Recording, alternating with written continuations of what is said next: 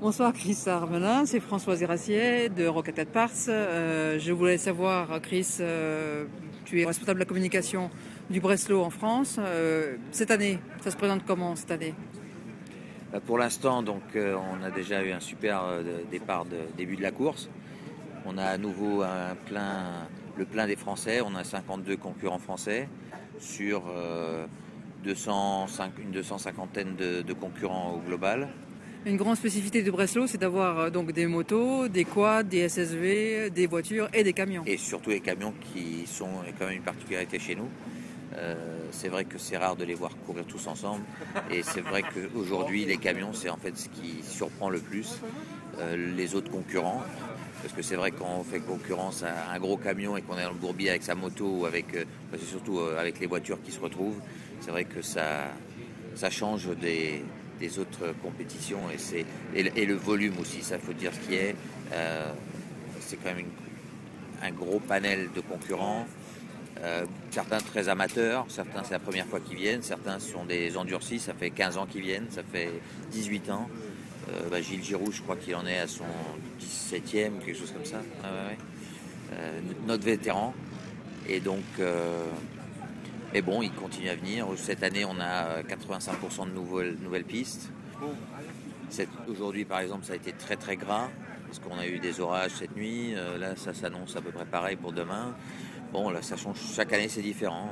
On n'a pas encore fait les gros passages d'eau, mais je pense que vu ce qui est tombé, on va avoir des surprises. Mais ça évolue toujours. L'année dernière, c'était très sec. Mais c'est ce qui fait la beauté du Breslau. Cette année, cette course, celle que nous vivons en ce moment même, c'est le Breslau-Pologne. Il y a aussi une autre épreuve organisée par la même équipe. Et ça se passe plutôt la deuxième partie de l'année.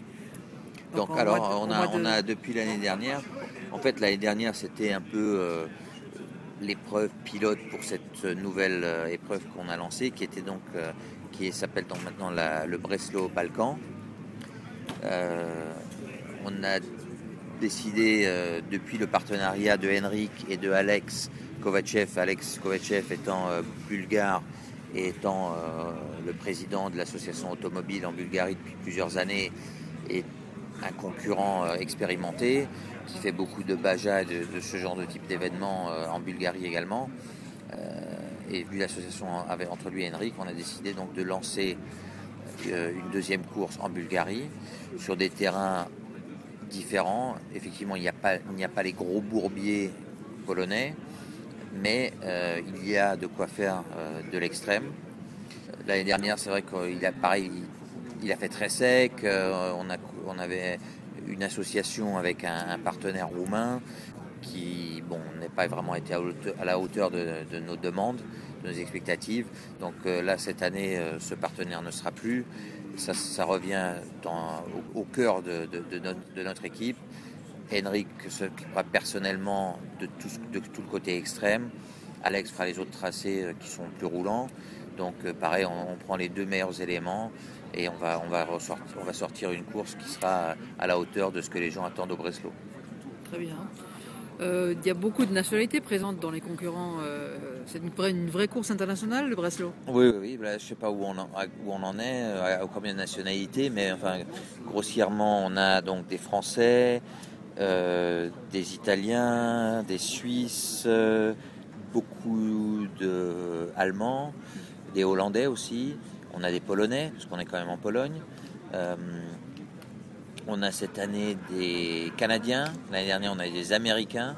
Des Américains qui sont venus avec un Unimog l'année dernière.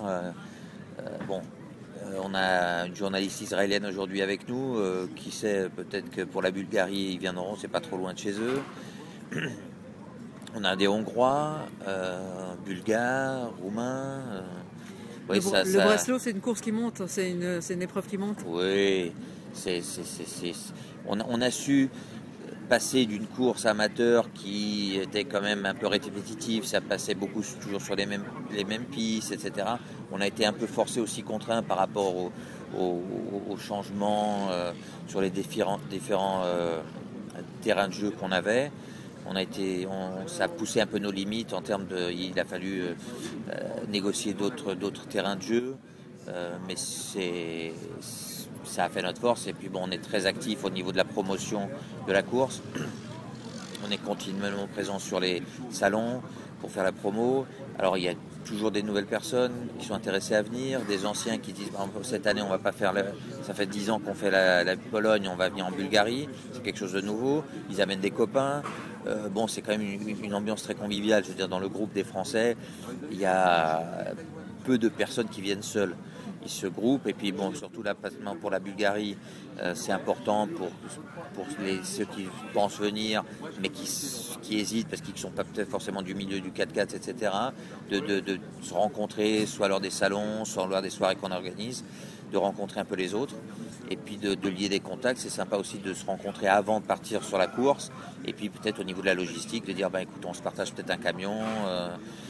Et c'est pas quelque chose que nous on offre, mais c'est quelque chose que j'essaye d'encourager, absolument. Donc il y a beaucoup d'entraide quand même entre les différentes équipes. Mais même pendant la course, ça s'est vu aujourd'hui dans les bourbiers,